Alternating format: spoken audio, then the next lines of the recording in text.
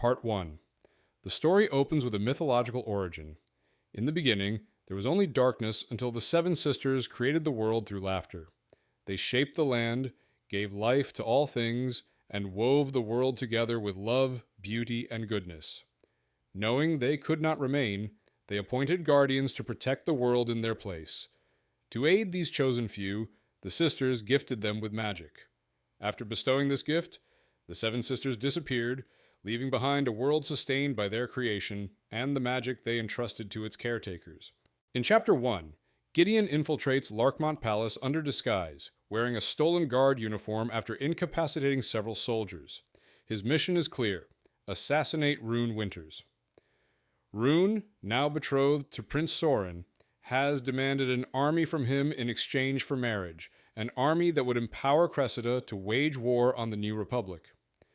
Gideon, carrying kill orders, views Rune as the key to stopping this alliance.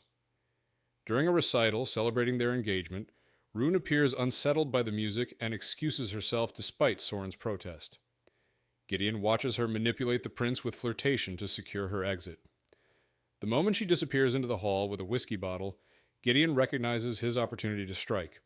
Beneath his anger and heartbreak over her apparent betrayal, including the implication that she has been intimate with Soren, he prepares to act on his orders and end her life before she secures power for Cressida. In Chapter 2, Rune flees the ballroom in tears after hearing the final song Alex ever composed, played during a recital celebrating her engagement to Prince Soren. The music reminds her of everything she's lost: Alex, her home in Wintersea, and her true self. Though she's supposed to marry Soren to secure Cressida an army, Rune despises the role she's forced to play. Her engagement is a political manipulation to protect other witches, but it's left her hollow and full of grief.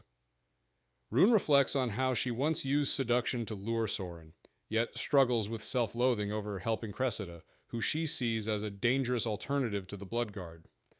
After a wave of guilt and heartbreak crashes down on her, she retreats to the powder room. Just as she breaks into sobs, someone enters. She expects a servant, but instead finds Gideon Sharpe pointing a gun at her, proving he hadn't forgotten her after all.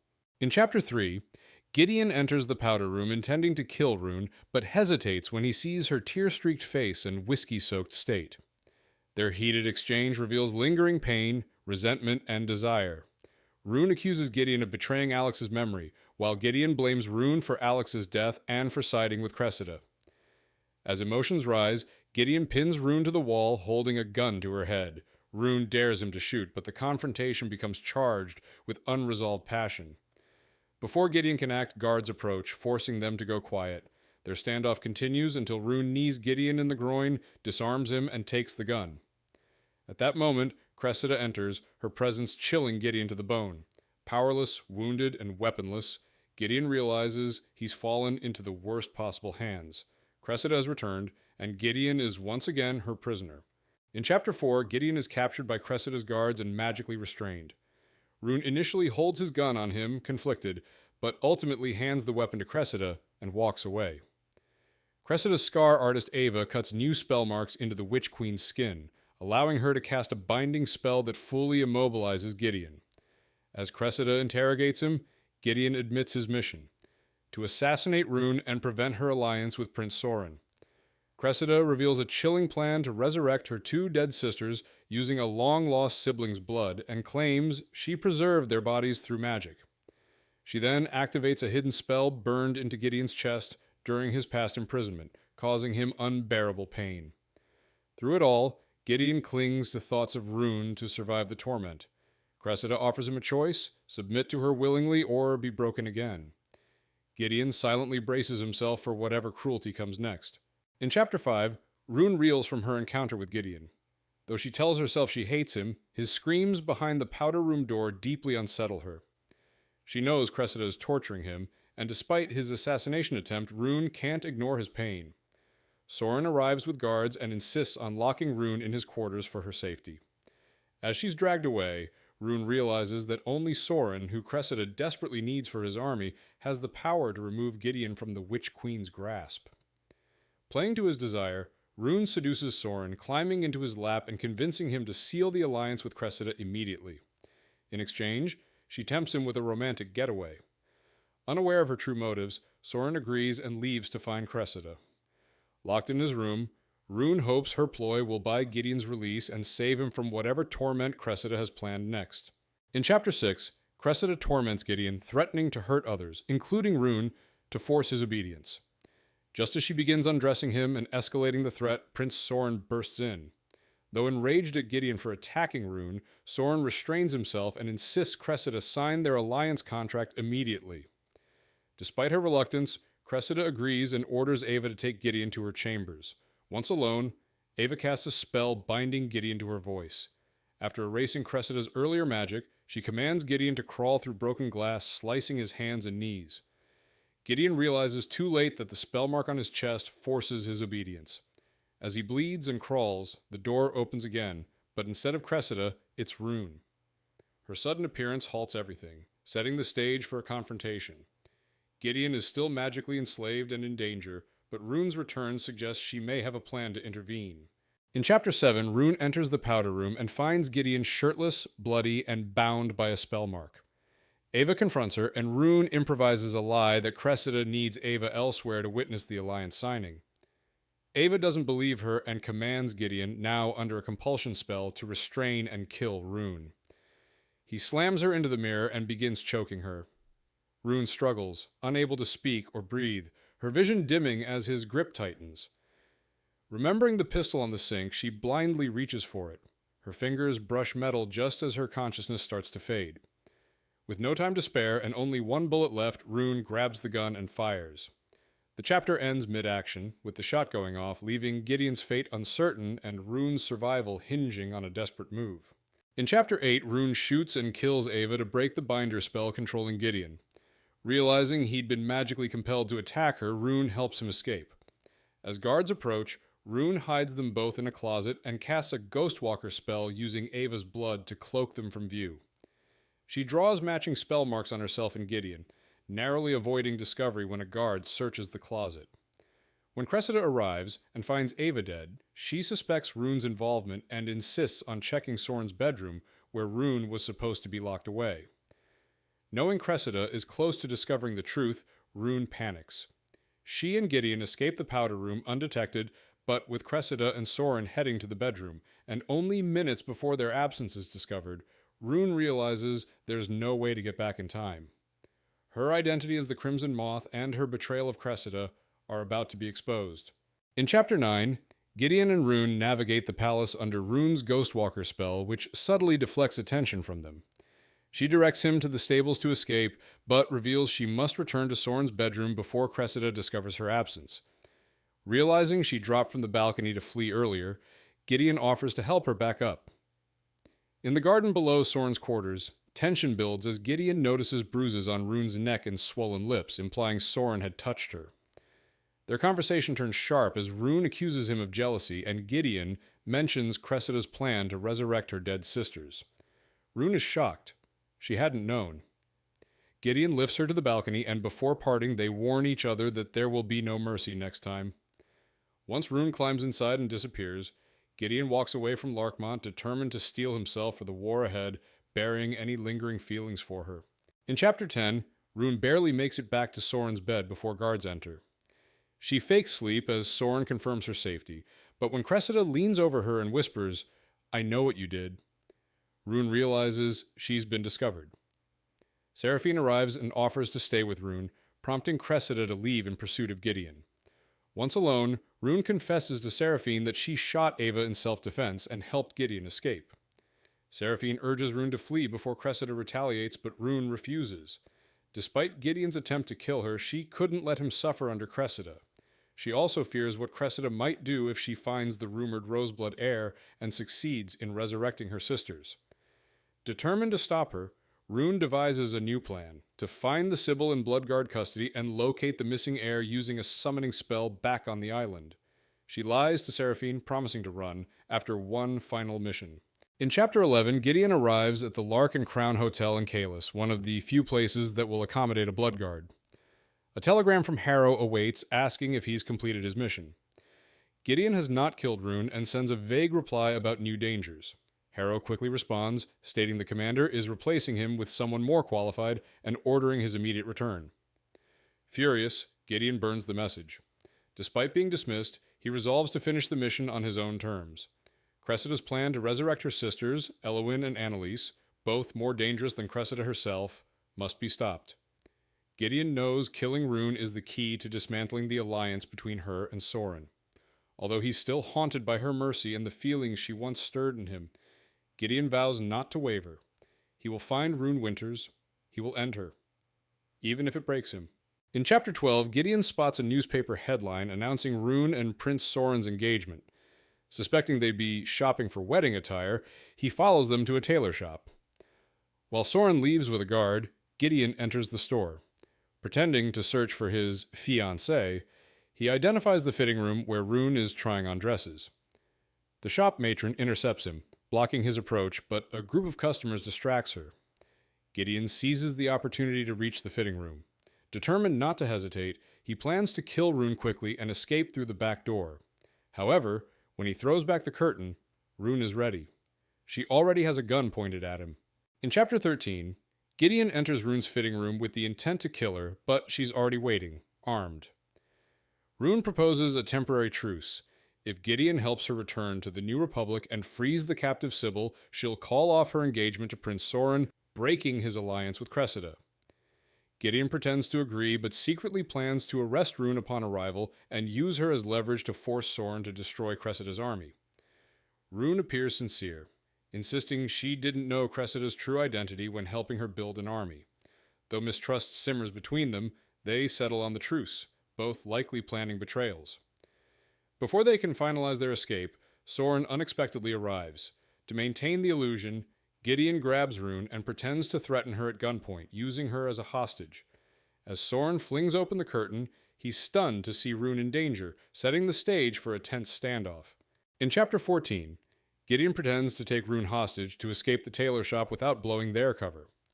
Soren locks the front door, as commanded, and Gideon drags Rune out the back, where she immediately takes control, revealing she's already packed and hidden suitcases and secured passage on the Arcadia, the only ship that doesn't allow witch hunters aboard.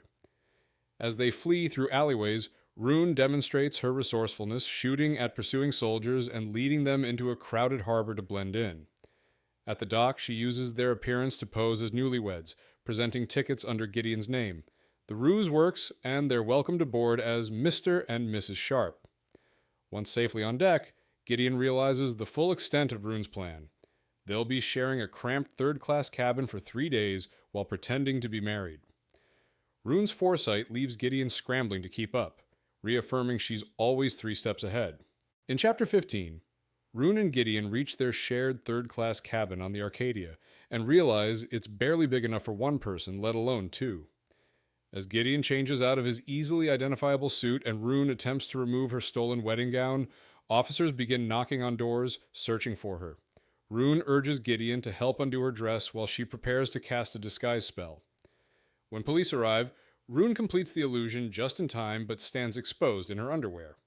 One officer leers at her, but Gideon shields her, dressing her in his shirt to hide her identity and casting marks. When officers show a locket with Rune's image, she denies knowing the girl pictured. Once they leave, tension lingers between Rune and Gideon as they stand half-dressed in the cramped space. Gideon leaves to look for another cabin, though Rune knows none are available. They'll be stuck together for 2 long, complicated nights. In Chapter 16, Gideon learns there are no extra cabins on the Arcadia, meaning he must continue sharing the tiny space with Rune to maintain their cover as newlyweds. Reflecting on their past, Gideon admits Rune has always captivated him, though he tries to suppress those feelings. He reminds himself of his goal, to deliver Rune to the Republic as a prisoner and restore his loyalty. While walking the deck, Gideon overhears officers discussing a spy on board with orders to kill Rune on sight if she's found.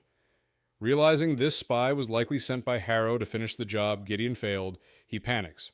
If the spy sees him with Rune, it could ruin his plan and brand him a traitor. Worse, if the spy finds Rune first and kills her, Gideon will lose his leverage. Determined to stay ahead, Gideon resolves to find the spy before they find her. In Chapter 17, Rune, tired of waiting for Gideon, dresses for dinner and heads to the Arcadia's third-class dining saloon. Overdressed and drawing attention, she's approached by a flirtatious man until Gideon intervenes, asserting their cover as newlyweds. Tension brews between them as they verbally spar, bringing unresolved feelings and past betrayals to the surface. When police officers, still aboard, begin watching them, Gideon plays the affectionate husband, holding Rune's hand and pulling her close. She confesses her plan to summon the missing Roseblood heir using a lock of Cressida's hair hidden in a locket. Rune claims she only wants to warn the heir and disappear. Gideon remains suspicious but intrigued. To sell their charade, Rune escalates the performance by drawing Gideon's hand up her thigh.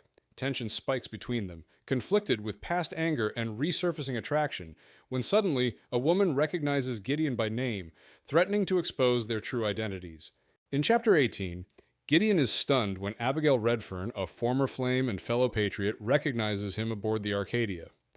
Now a ship staff member, she invites him to a card game, and Rune, drunk from multiple glasses of wine, eagerly accepts on their behalf, raising suspicion. Rune's flirtatious jealousy becomes evident, and her inebriated behavior prompts Gideon to escort her back to their cabin. Concerned they'll blow their cover, he limits her drinking and keeps up their newlywed charade. Inside the cabin, Rune passes out wearing his shirt, her illusion spell worn off and her spell mark scars visible. Gideon is conflicted by guilt, lust, and loyalty to his deceased brother, Alex. He contemplates using Rune to expose and eliminate the missing Roseblood heir, deciding to let her lead him to the location. However, he still doesn't know how to get her past the witch-hunting hounds waiting in the New Republic. In Chapter 19, Rune awakens from a vivid sex dream about Gideon, mortified to realize it happened while lying next to him. Sweaty and disoriented, she sits up, only to find Gideon shirtless and watching her with concern. He had tried to wake her due to her thrashing in her sleep, but claims she didn't say anything. Rune is embarrassed, especially since she's wearing his shirt. Her only packed sleepwear was romantic lingerie meant for Soren.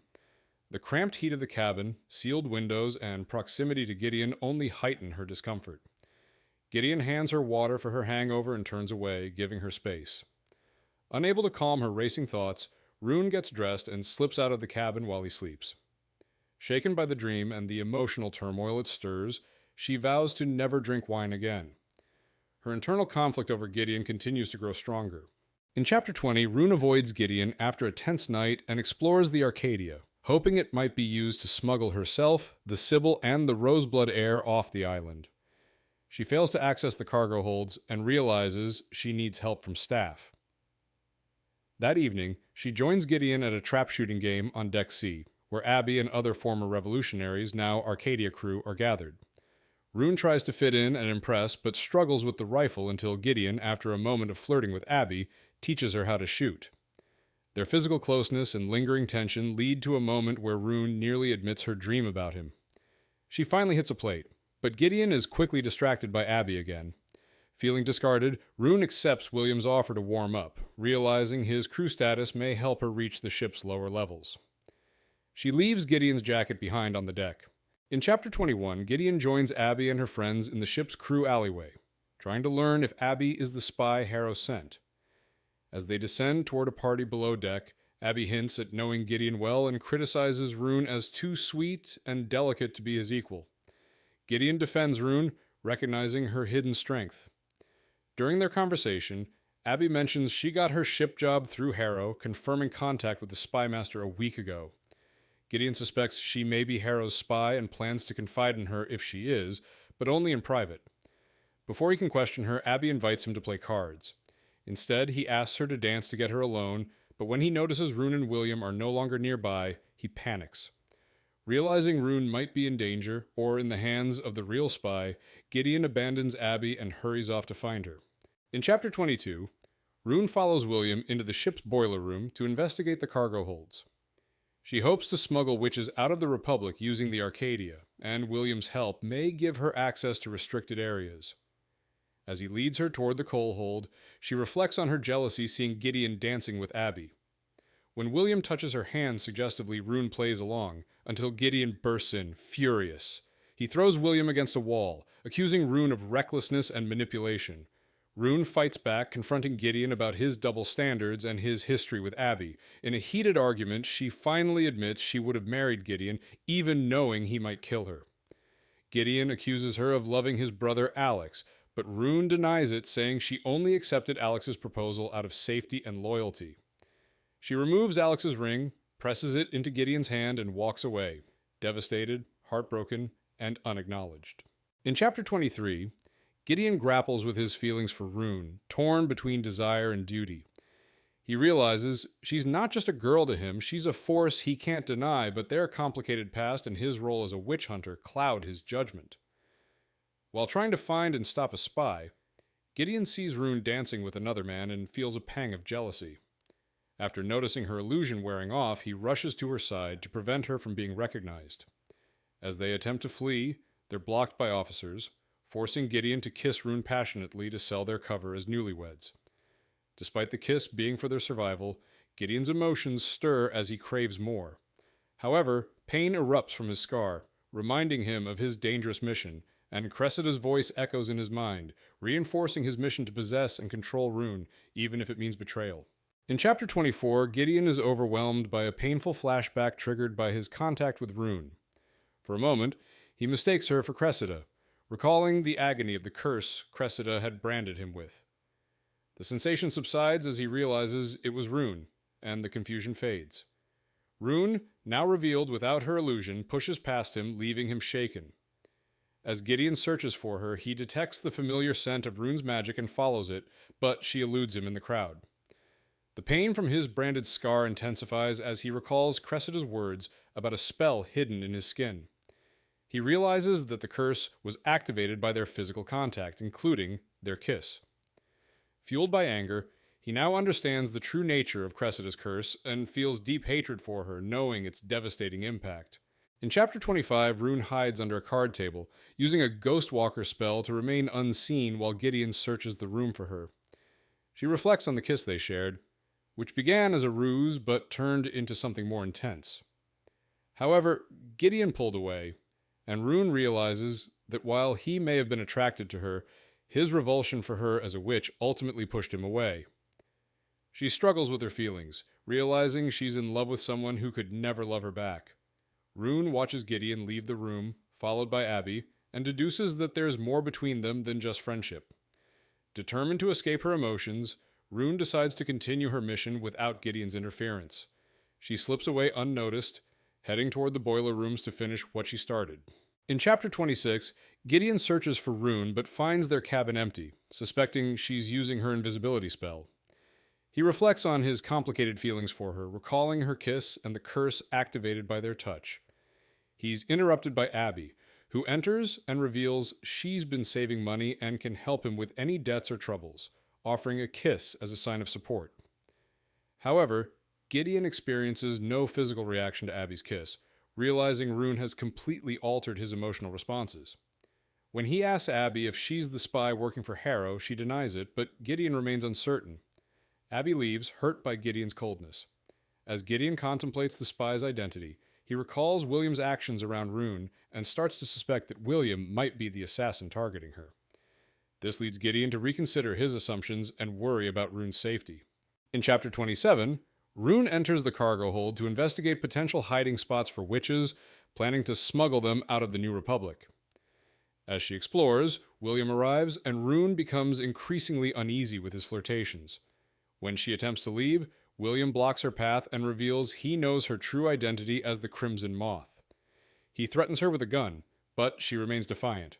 Just as he insists she come with him to his room, Gideon steps out from the shadows, gun drawn. He intervenes, forcing William to drop the gun and threatening him. Rune is left stunned as Gideon commands her to return to their cabin while he deals with William. The chapter ends with Rune unsure of Gideon's intentions, but sensing a moment of protection as Gideon confronts William. In Chapter 28, Gideon confronts William, the spy sent by Harrow to kill Rune. While keeping William at gunpoint, Gideon explains that killing Rune won't stop Cressida's plans, and their real goal should be to stop her from resurrecting her sisters. Gideon offers a new plan, using Rune as a bargaining chip to lure Cressida into a trap, but he needs William's help to gain Harrow's trust. He asks William to ensure no witch hunters board the ship when it docks, promising a reward if he succeeds. William agrees, but warns Gideon of the consequences if he fails. The chapter ends with Gideon acknowledging the risk of sympathizing with witches, knowing Cressida's influence has changed everything. He is determined to use his new strategy, but William's warning leaves him with a sense of looming danger. In chapter 29, Rune reflects on Gideon's betrayal, feeling heartbroken as his plan to use her as a bargaining chip becomes clear. She resolves to outwit him and betray him first, pushing away her lingering feelings. After a tense moment in their cabin, where Rune pretends to sleep while Gideon gets into bed with her, the weight of their unresolved tension is palpable. Rune struggles with the proximity, remembering his kiss and her desire to forget it. Later, unable to sleep, Rune sneaks out for a walk on the promenade to clear her mind. She recalls the history of the island, once known as Cascadia, now part of the Republic of the Red Peace. Gideon joins her, looking as exhausted as she feels. As they stand together, Rune admits she misses the island still clinging to the past, despite the tension between them. Part 2.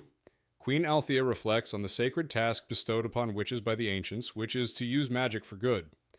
However, her cousin has begun spreading lies, corrupting those around her, including Althea's closest advisors. Althea fears she can no longer prevent the inevitable consequences of her cousin's actions. Desperate for guidance, she plans to seek wisdom's help at the stones, a place of power and reflection. This moment underscores the growing tension in her court and the looming threat of her cousin's manipulation, signaling that the worst is about to unfold. In chapter 30, Rune and Gideon arrive at a city where Rune's home, Winter Sea House, has been claimed by Noah Creed, the good commander's son. With no other options, Rune agrees to stay with Gideon. As she enters his apartment, she is struck by memories of their past together. However, her thoughts are interrupted when a group of Blood Guard soldiers arrive, pounding at the door. Gideon insists they're not there for her, but for him. He quickly helps Rune escape through the window and onto the roof. As Rune hides, she watches the soldiers take Gideon away, bound and escorted to the palace. Alone on the roof, Rune contemplates the hidden messages left by Gideon's siblings, feeling both a connection and fear for Gideon's safety. She is left wondering if he will return or if she will have to rescue him. In chapter 31, Gideon enters the good commander's study, now occupied by Noah Creed, the new commander after his father's death. Noah, Harrow, and others discuss the growing threat from Cressida and Soren. Harrow reveals that Cressida plans to resurrect her sisters, and Gideon proposes a plan to use Rune as a bargaining chip to stop the war. Gideon suggests capturing the Roseblood heir before Cressida can summon them, using Rune to manipulate Soren into turning against Cressida. The conversation is interrupted when a prisoner, Aurelia Cantor, is brought in. She confirms that Cressida could use the Roseblood heir for resurrection, but doesn't know where the heir is. Gideon demands information, but Aurelia insists on seeing her daughter first. Gideon agrees to help her, knowing he needs her answers to proceed with his plan, which must succeed within 2 days or risk his execution. In chapter 32, Rune and Gideon arrive at the city's aristocratic district, where Rune contemplates her past and the differences between her upbringing and others. After a brief moment of reflection, she and Gideon head to a nearby house to rescue a witch's daughter. Rune is given a Blood Guard uniform by Gideon, and they prepare for a heist. On their way, they stop for ice cream, and Rune, despite her reservations, shares a moment of connection with Gideon. She notices his emotional vulnerability as he speaks of his family. When they reach the target house, Rune observes its security and determines that their best chance of getting inside is through a well-placed distraction. She plans to use Gideon's jacket to aid in the infiltration. The chapter highlights their growing, complicated bond and the impending danger of their mission. In chapter 33, Rune and Gideon prepare for their mission to rescue the Sibyl's child, using witch's armor and a beguiling spell to help infiltrate the guarded house. Rune uses her charm to manipulate a young guard into carrying her inside under the pretense of a sprained ankle. While in the parlor, she and Gideon argue about his reactions to her flirting with others, especially his jealousy over Abby. Gideon admits he kissed Abby to test if only Rune triggered his curse, which causes him pain during skin-to-skin contact with her. Rune realizes that despite the curse, she could never be with him. However, she resolves to find a way to break the curse, as she realizes that Gideon doesn't repulse her and that there is more between them than just animosity. The chapter ends with Rune feeling conflicted but determined to figure out how to free him. In Chapter 34, Rune and Gideon infiltrate a house to retrieve the Sibyl's child, Meadow. Rune uses a beguiling spell to manipulate a young guard, gaining entry and tricking him into helping her. As they move through the house, Rune and Gideon argue about their feelings for each other, with Rune confronting Gideon about the kiss with Abby and his repulsion towards her.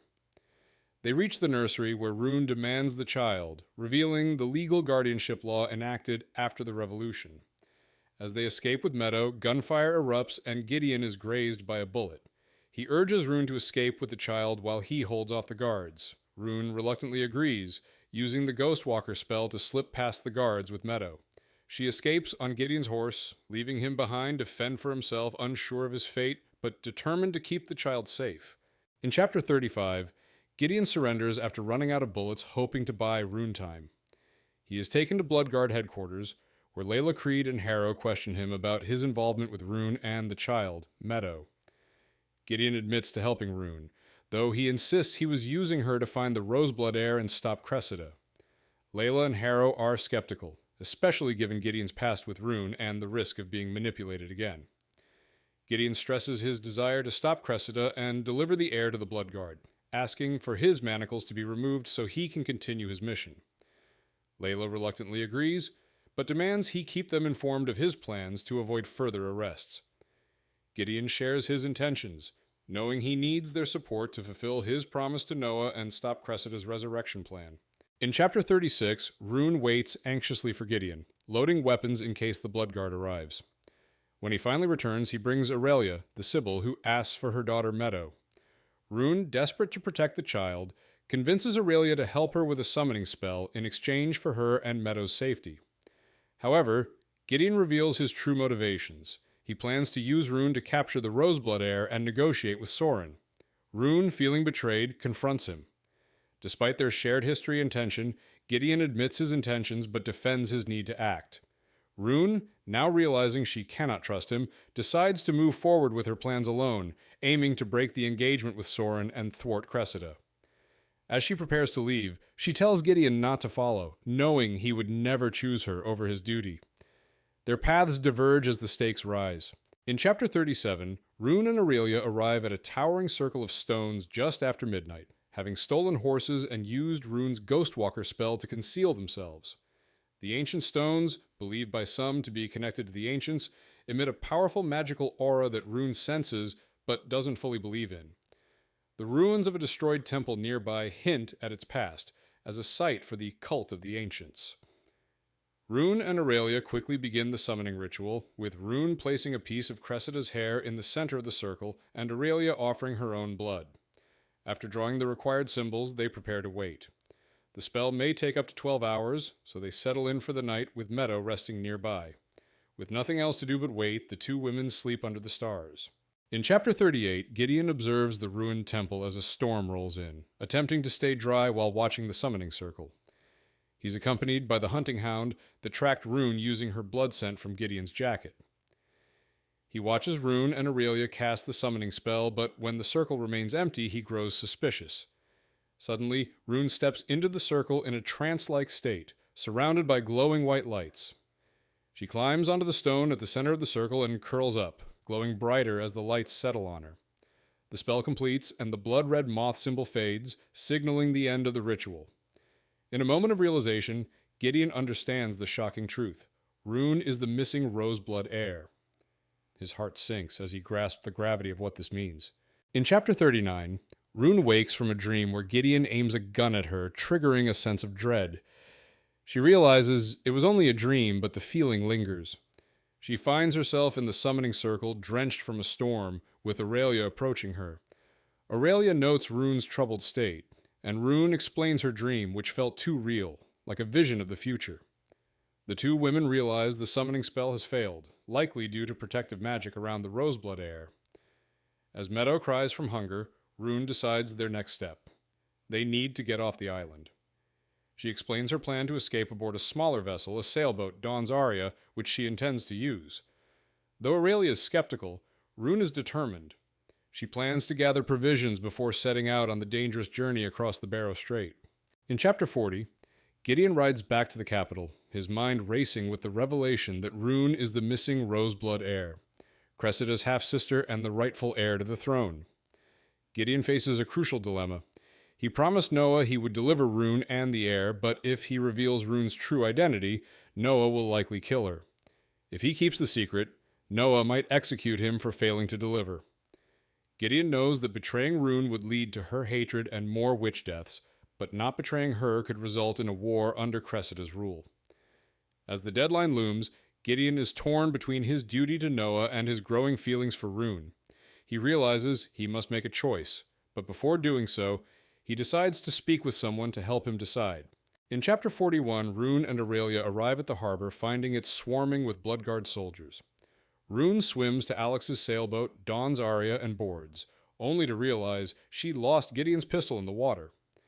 Below decks, she finds a barrel of water, ensuring they have enough supplies for their journey, but food is a problem, especially for Meadow. With no stores open at this hour, Rune recalls Gideon's words about having apples and hardtack at his apartment. Despite her hesitation, she decides to sneak into his place and steal the food, fearing the consequences, but knowing she has no other choice. She steels herself, hoping that even if Gideon is home, he won't turn her in. Her goal is to get Aurelia and Meadow out tonight, and she must do whatever it takes to make that happen. In Chapter 42, Gideon visits his family's graves, reflecting on the choices he's made and the burden of betrayal. While at the cemetery, he encounters Harrow, who informs him that Noah has doubled security to prevent Rune from escaping. Harrow warns Gideon of Noah's anger and the consequences of failing to deliver Rune. She also shares her painful past. Sold into servitude to a witch family, Harrow developed a close bond with Juniper, their daughter. When their love was discovered, the family punished Harrow by mutilating her, and she was left to die in a cellar. After her rescue, she realized her freedom wasn't as liberating as she hoped. Harrow's story reveals a hidden vulnerability, and she advises Gideon to remember whose side he's on.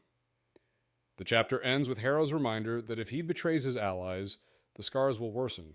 In Chapter 43, Rune sneaks into Gideon's apartment to steal food for the journey, but when he returns, they have a tense confrontation. Rune threatens him with a knife, but Gideon disarms her and expresses his conflicting emotions. Despite knowing she is planning to escape, he doesn't stop her. Rune struggles with her feelings for him, but is determined to leave. She realizes Gideon is trying to delay her and sets her sights on escaping with Aurelia and Meadow. Gideon, still cursed by his past, gives Rune a pistol, instructing her to use it if necessary and offering her a 20-minute head start before he comes after her. As she leaves, Rune pauses to look back, but Gideon urges her to go. She walks out, fighting back tears, and begins her escape, determined to get as far from him as possible. In Chapter 44, Rune reaches the wooded park where Aurelia and Meadow are hiding, finding the area surrounded by Bloodguard soldiers. Aurelia informs her that security has been increased with hounds patrolling the area. As Meadow cries, Rune fears they've been discovered. When soldiers approach, Aurelia draws her pistol, but a soldier is distracted by a call from another, giving them a brief reprieve. The soldiers leave, and the path to Alex's boat is finally clear. Rune, still wary of Gideon's pursuit, silently heads to the waterfront, relieved the way is clear for their escape. In Chapter 45, Gideon arrives at the Bloodguard headquarters, realizing Rune has outsmarted him. He attempts to buy her time by misleading his soldiers, but Layla confronts him, accusing him of lying about Rune's plans. Despite his attempts to explain himself, Layla and Harrow are furious, and Gideon's betrayal is clear. He stands by his choice to help Rune, even as Harrow and Layla turn against him. After refusing to reveal Rune's location, Gideon is arrested and taken to Noah, who orders his public execution. Gideon is beaten by Noah and accused of sympathizing with witches. Despite Noah's disdain, Gideon remains firm in his loyalty to Rune, accepting the consequences of his actions. The chapter ends with him being led to a cell, awaiting his fate. In Chapter 46, Rune, Aurelia, and Meadow sail away from the New Republic on Alex's boat, hidden by Rune's Ghostwalker spell. As they struggle against the wind, Rune uses a spell called Tempest to propel the boat faster toward their destination. Though Rune expects Gideon to pursue them, there is no sign of him, and she reflects on the emotions he stirred within her. Aurelia holds Meadow close, and Rune offers her Gideon's jacket for warmth. As they leave New Republic waters, Rune's thoughts turn to Seraphine and she plans to run away to a place where Cressida and the witch hunters can't find her. Despite escaping, Rune feels conflicted, remembering Gideon's words and the emotional turmoil he caused her. She wonders if she will miss him, but resolves to move forward with her plans. In Chapter 47, Rune and Aurelia sail into Umbrian waters, heading toward Larkmont. Rune uses a spell to propel the boat while Aurelia holds Meadow, but Rune is haunted by memories of Gideon. After reaching Larkmont, Rune plans to sneak into the estate to gather supplies and find Seraphine. She dives into the sea to avoid detection, but finds Aurelia has taken the boat and is sailing away with Meadow. Aurelia reveals she found a jewelry box containing a coin and a note from Gideon, indicating he had been involved in their escape. Rune realizes Gideon knew of her plans and had allowed her to escape despite the risks. As guilt overwhelms her, Rune decides to return to save Gideon, believing he may already be facing execution. She resolves to find the right spellbook in Larkmont to help her rescue him despite the dangers. In Chapter 48, Rune sneaks into Cressida's suite at Larkmont, searching for spellbooks to help her escape. She finds a suitcase with spellbooks and discovers a love curse that Gideon is under, which causes him pain when touching his true love. Rune realizes the curse can only be broken with a sacrificial act of love. As she contemplates the risk of breaking the curse, she hears Cressida's voice and hides behind the curtains, clutching the spellbook. Cressida enters, and Rune is confronted by her, with Cressida mocking her for her love for Gideon. Rune boldly threatens Cressida, telling her that the curse is proof of Gideon's love for her. Cressida, enraged, slams Rune's head against the window, but Rune bravely stares her down, ready to face whatever Cressida throws at her. In Chapter 49, Rune is captured by Cressida, who tortures her mercilessly with a magical whip. As Rune is bound within a circle of blood symbols, Cressida reveals her plans to kill Rune and use Soren's rage to gain his army. Despite the pain, Rune focuses on breaking the curse on Gideon, using her own blood to draw the necessary symbols. As the lashings continue, Rune completes the counterspell, hoping to break the curse and stop Cressida. Just as she is about to deliver the fatal blow, Seraphine intervenes, stepping in front of Rune and commanding Cressida to stop. In a powerful revelation, Seraphine declares that Rune is Cressida's sister, leaving the Witch Queen in shock. Rune, barely conscious and covered in blood, is saved, but her fight with Cressida is far from over. In Chapter 50, Rune wakes aboard a ship, tended to by Juniper after Cressida's torture. Rune learns from Seraphine that she is the daughter of Queen Winoa, a Roseblood princess, and that Seraphine hid her to protect her from the corrupt royal family. Seraphine admits to having cast an illusion, making everyone believe Rune was stillborn. Rune, shocked and angered by the secrecy, confronts Seraphine about her agelessness, suspecting a curse or magic. Seraphine reveals it's like a curse, as she is bound to complete a task before she can move on. The conversation shifts to their shared grief for Nan, and Rune feels the weight of the lost truth. The chapter ends with the ship being fired upon, signaling an impending attack on Rune's homeland, Cascadia, as war begins. In Chapter 51, Gideon faces his impending execution for being a witch sympathizer. As he is led to his death, the prison trembles from distant cannon fire. Layla unexpectedly frees him, revealing that the city is under attack. They rush toward the chaos, where cannonballs strike and soldiers flee, reporting a ghost army led by witches, including Soren's fleet. Invisible forces armed with magical shields are overpowering the Republic's forces. Gideon and Layla move through the smoke-filled streets and find Cressida among the attacking forces, signaling that Rune's supposed action to break her engagement with Soren didn't happen.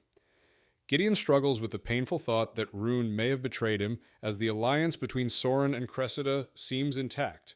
The city is in flames as the witches advance, and they must retreat. Gideon remains torn, but the situation demands immediate action.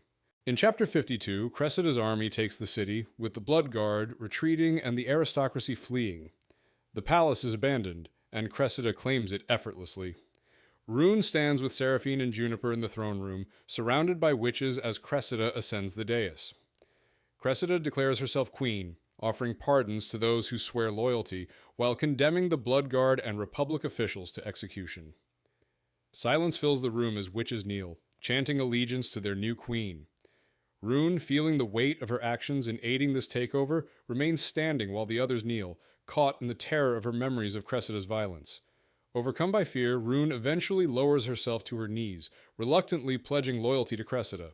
Part 3, The death of Queen Althea is recounted with a solemn and secretive burial as the usurper forbids a public procession. Her body is taken to the temple, prepared with ritualistic care, and burned to ashes. Following her death, Cressida enacts 5 harsh decrees: a nightly curfew, the right for royal army officers to raid homes, the redistribution of titles and lands of traitors, rewards for citizens who turn in patriots, and executions for those who refuse to swear allegiance to her. These measures mark the beginning of Cressida's tyrannical rule, cementing her hold over the kingdom. The chapter ends with the chilling declaration, "Long live the Queen." In Chapter 53, Soren's army secures the capital, executing those who refuse to swear allegiance to Cressida, while witches happily hunt down former enemies. Rune is locked up under heavy restraints, guarded and monitored by Cressida's witches with little freedom.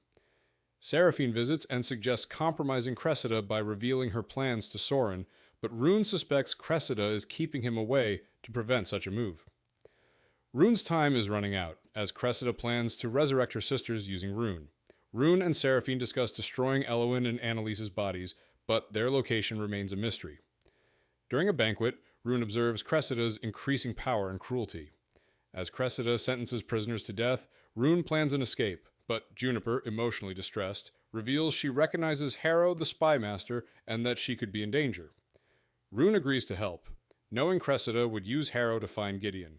In Chapter 54, Rune is navigating the palace to rescue Harrow when she unexpectedly runs into Soren, who has returned from the front lines. Soren, exhausted and relieved, attempts to embrace Rune, but she pushes him away. Rune attempts to explain Cressida's plans, but Soren is fixated on their deal, believing that she belongs to him now that Cressida has taken the throne. Rune reveals the truth. She orchestrated their meeting for Cressida's gain, not because of any romantic interest.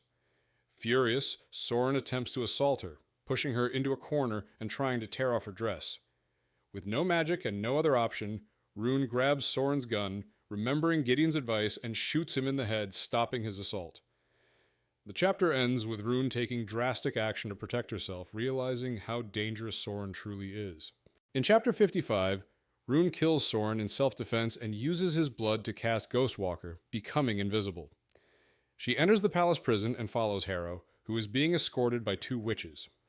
Rune quietly steals one of the witches' knives and uses it to gain access to the prison. Inside, Rune enters a dark cell with Harrow and casts the torch spell to provide light. Harrow is surprised, but remains composed. Rune reveals that Soren is dead and offers to help Harrow escape. She uses her magic to unlock Harrow's manacles, and the 2 prepare to flee the prison together. Rune knows her time is running out, as news of Soren's death will soon reach Cressida, putting her life in danger. Determined to free Harrow, Rune is ready to make her escape, knowing the stakes are high. In Chapter 56, Rune and Harrow escape the palace with the help of Rune's Ghostwalker spell. Rune kills Soren in self-defense and uses his blood to cast a spell, remaining undetected as they move through the palace. Rune learns that Gideon has likely been taken west to an abandoned fort by the Bloodguard. She then decides to visit Wintersea House to rearm herself, taking her grandmother's spell books with her. When she arrives, she finds the place heavily guarded. After sneaking past the guards, Rune finds Lady, her grandmother's old horse, and brings her to the back of the house. She climbs to her casting room, which is untouched, and gathers a few spell books. While reading an ancient summoning spell, Rune hears someone approach. The wall to the room opens and someone steps inside, interrupting her search. In Chapter 57, Gideon stands among the chaos as soldiers prepare to move Noah's belongings to the rookery. He reflects on his current status as a valuable asset, kept alive by the Bloodguard, yet confined by chains. While a council of ministers discusses their retreat, Gideon hears a strange noise from upstairs, which Layla confirms, prompting her to take him to investigate. After being freed from his manacles, Gideon and Layla search the second floor of Wintersea House, and Gideon enters Rune's bedroom, sensing something is off. He discovers a hidden wall leading to Rune's casting room, where the faint scent of extinguished candle smoke hints at someone's recent presence. As Gideon steps inside, he's struck over the head with a blunt object, leaving him unconscious. In Chapter 58, Rune escapes from her confrontation with a soldier in Wintersea, but in the dark, she is caught off guard when the soldier grabs her. She incapacitates him, but is soon confronted by Gideon. The two share an emotional reunion, with Rune revealing she killed Soren in self-defense. However, the moment is interrupted when Noah and his soldiers arrive, ordering Rune to be executed. Despite Gideon's attempts to protect her, Rune stands up to Noah, throwing a knife at him. Chaos ensues, and Rune is overpowered by Layla and the soldiers, who restrain her and drag her out of the room. As they head outside, Layla marches Rune to the garden, prepared to execute her. Rune, resigned to her fate, takes comfort in the beauty of the garden, feeling this could be her end. She awaits the final blow as Layla cocks her gun. In Chapter 59, Gideon reflects on his troubled relationship with Noah, realizing that Noah's hatred for Rune stems from his unrequited love for her. While chained, Gideon is offered a chance for trade. His life for prisoners Cressida is executing. He escapes when a soldier gives him the key to his manacles. Gideon frees himself, confronts Noah, and beats him senseless but doesn't kill him. Running through the house, he hears Rune's name being called out and finds her in the garden, where Layla is about to shoot her. Layla spares them both, allowing them to escape. As they flee through the meadow, Gideon shields Rune from gunfire, but he's shot twice, losing blood quickly. Despite his weakening state, he insists they split up to evade capture. Before they part ways, Gideon collapses from blood loss, leaving Rune to call for help as he falls unconscious. In Chapter 60, Rune discovers that Gideon has been badly wounded, his coat soaked with blood. Despite his insistence that she leave him, Rune refuses and works to stop his bleeding, using Juniper's spell marks, which she struggles to draw with her hands still bound. When the spell finally takes effect, magic flows through her, stabilizing Gideon enough for him to stand. However, his weight is too much for her injured back, and she conceals the pain. As soldiers close in, Rune blows a whistle that summons Lady, her old horse. With Gideon's help, she mounts Lady, and they prepare to escape. Despite Gideon's weakened state, Rune is determined to get him to safety, knowing the magic will only hold for a short time. The two set off, with Lady guiding them through the woods, as Rune prepares for the next steps in their escape. In Chapter 61, Rune and Gideon take refuge in the Ventholt family's summer home, where Rune tends to Gideon's wounds. With his condition critical, she uses a spell to stop his bleeding. While searching for supplies, Rune hears voices and discovers two young men, Bart Wentholt and Antonio Bastille, caught in a compromising position. After some tense moments, Rune lowers her gun, and Antonio, an acolyte trained in healing, helps treat Gideon. Rune and Gideon, feeling the tension of their situation, discuss the grim future and the possibility of living in a new world. Despite Rune's fear and desire to escape, Gideon proposes a third option, a rebellion against both Cressida and the Blood Guard. Rune, still hesitant, uses a messenger spell to contact Seraphine for help. Meanwhile, Rune learns from the maid, Bess, that the train station may soon close, prompting Rune to plan her next move. In Chapter 62, Gideon, still grappling with his feelings for Rune, contemplates their relationship. He's disturbed by her distance and the pain she's carrying. As he discusses plans with Antonio and Bart, he feels helpless, knowing Rune's emotional burden. When Harrow arrives, she urges Gideon to return to the Blood Guard, but he refuses, unwilling to return to a life of violence. Tensions rise when Harrow points a gun at Seraphine, suspecting her to be a threat, but Rune steps in to defend her, revealing that Juniper saved Harrow's life, forcing Rune to break her out of prison. With the weapons lowered, the group is invited to breakfast by Bart. Despite the strange alliance, Antonio calms the situation and leads everyone to the terrace. As they walk, Gideon notices a scar on Rune's neck, signaling that there is more to her story than he knows. In Chapter 63, Rune grapples with the aftermath of her impulsive decision to sleep beside Gideon the previous night, wrestling with the emotions it stirred. While she tries to push him away to protect herself, she is still deeply affected by their closeness. Meanwhile, Gideon struggles with his own feelings, sensing something is wrong with Rune but unsure of how to help her. He debates his next steps with Antonio, and as they continue planning, tensions arise with Harrow, Juniper, and others as they argue over their allegiances and how to defeat Cressida and Noah. Rune, feeling out of place, avoids Gideon's gaze and flees to the hot springs for solitude. As she bathes under a waterfall, she breaks down, overwhelmed by the fear of Cressida's power and the potential loss of those she cares about, especially Gideon. In Chapter 64, after a tense breakfast with unexpected guests, Gideon learns disturbing news about Rune's condition. Bess reveals that Rune has been to the hot springs to help her recover, which prompts Gideon to ask about her injuries. Bess awkwardly admits that Rune's back was flayed to the bone, a revelation that shocks Gideon. Juniper explains that Cressida whipped Rune severely and that Rune had been in and out of consciousness for days during the voyage back.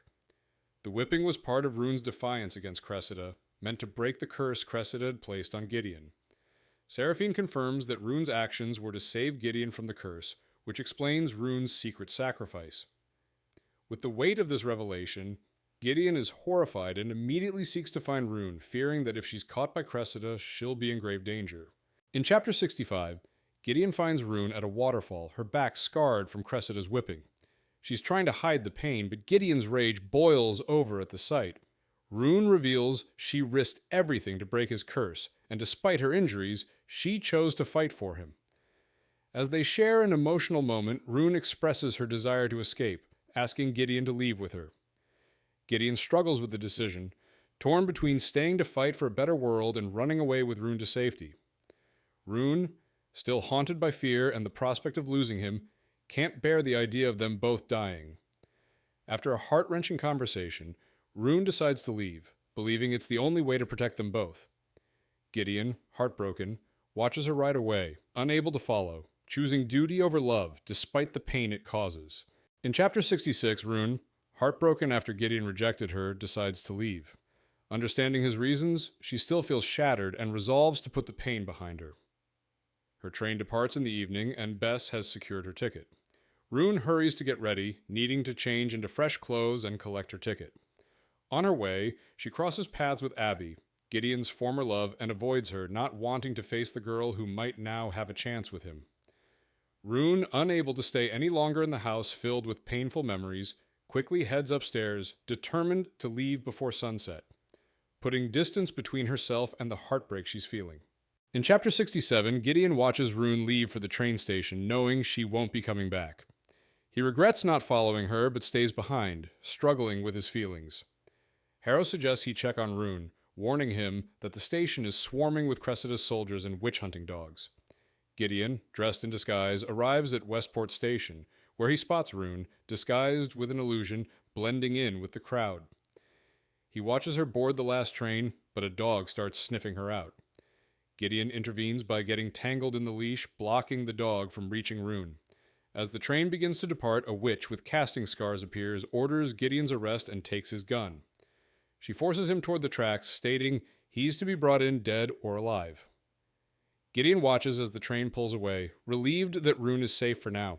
In Chapter 68, Rune boards a crowded train, relieved to have escaped the chaos. As she finds her seat, she reflects on the desperate passengers around her, all trying to escape their uncertain futures. Rune notices her own reflection in the window and is struck by the absence of any connection to her adoptive grandmother, Kestrel Winters, or her half-sisters, Cressida, Elowen, and Annalise. As she studies her face, she realizes her features resemble those of 3 others she saw recently, an unsettling realization. Despite the flicker of recognition inside her, Rune decides to focus on her escape. She is determined to leave Cressida's grasp and the dangers of the Bloodguard behind. As the train departs, she steels herself for her future, knowing nothing can make her turn back. Soon, she'll be free, and she's committed to that path. In Chapter 69, Gideon is forced at gunpoint by a witch who threatens to kill him as punishment for his defiance of Queen Cressida. As she prepares to slit his throat, a sudden gunshot rings out and the witch collapses.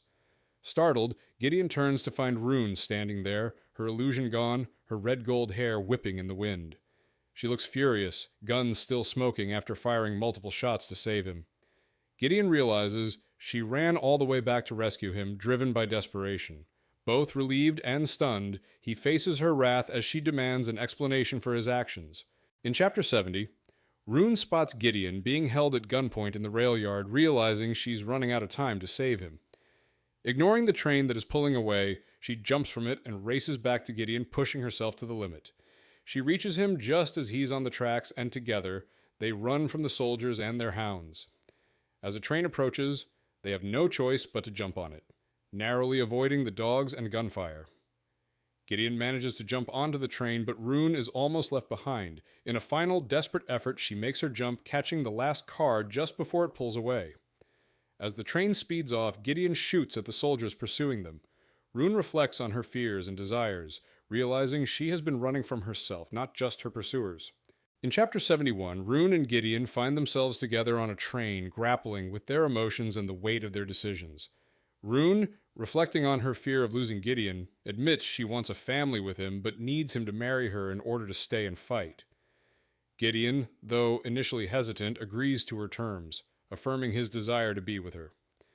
As they share an intimate moment, their connection deepens. They engage in playful flirtation and passionate exchanges, ultimately deciding to explore their feelings for each other despite the dangers ahead. Their relationship intensifies as they navigate the train's chaos, with Rune leading the way. The chapter culminates in a tender and intense lovemaking scene where they embrace their bond, fully aware of the uncertain future but unwilling to let go. They savor each moment, defying the impending threats and potential separation.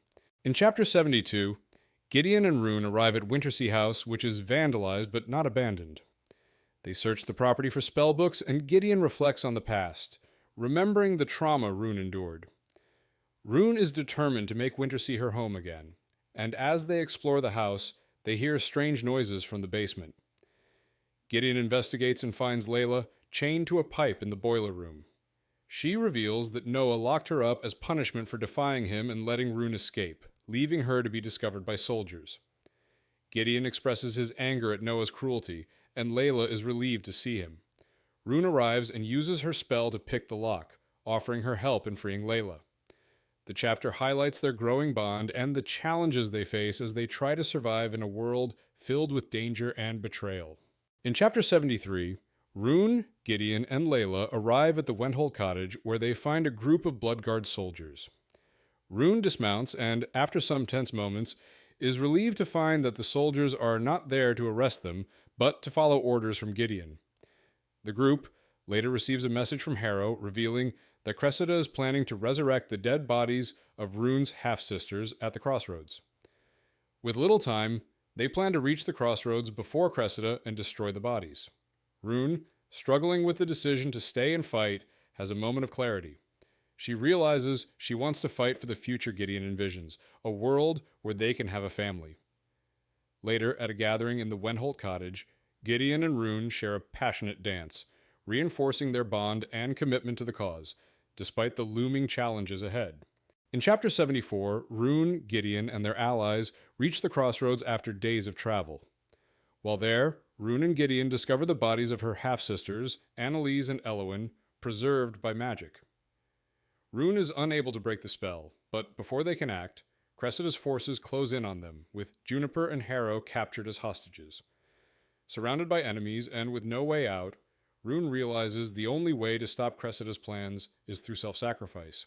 She takes Gideon's hand, guiding it to a pistol, and asks him to shoot her in order to prevent Cressida from using her death to resurrect her sisters and solidify her reign. Despite his horror, Gideon pulls the trigger, killing Rune in an act of desperate love. In Chapter 75, Rune dies in Gideon's arms after he is forced to shoot her to prevent Cressida from using her death to resurrect her sisters. As blood pours from her chest, Rune reflects on the life they could have had together and the children they would never have. She smiles, knowing she has broken Cressida's curse on Gideon. With Cressida closing in, Rune fades, her final words a whisper to Gideon. "Come find me in the next world." Gideon, overwhelmed with grief, holds her tightly, confessing his love.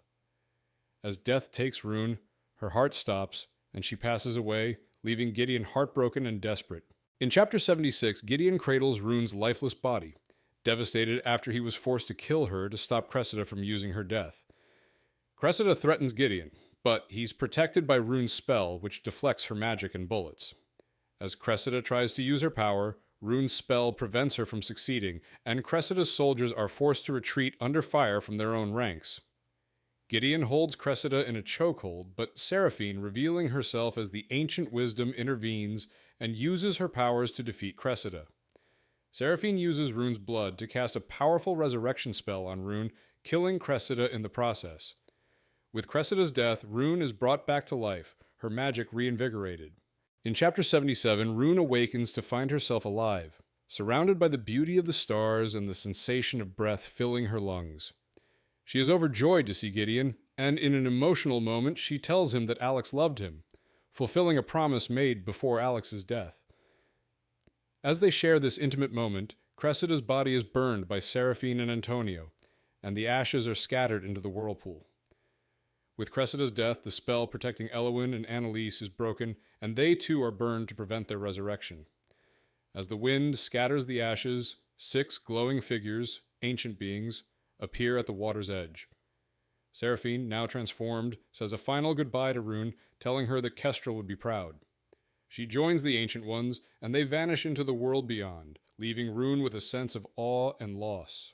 In Chapter 78, Layla Creed leads her soldiers into the Rookery, where they have infiltrated the Blood Guard's stronghold. She takes control, addressing the mess hall of officers with new orders. The Cascadian Army, a faction loyal to Gideon Sharpe, has gained support from Blood Guard officers loyal to him, and now Layla is commanding them.